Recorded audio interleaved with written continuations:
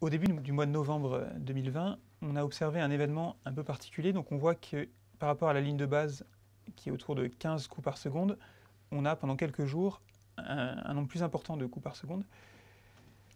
Et donc je vais vous montrer comment on peut utiliser un second programme pour analyser ce genre d'événement.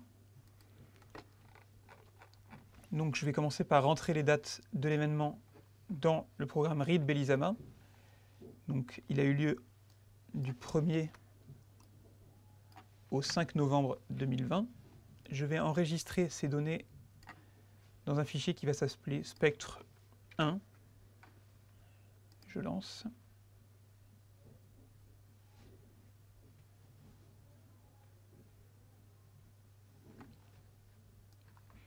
Donc j'obtiens mes spectres normaux.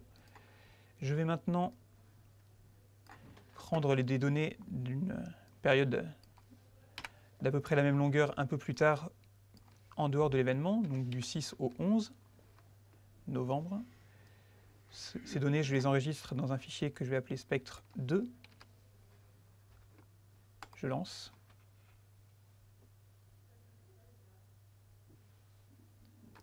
Donc voilà les données.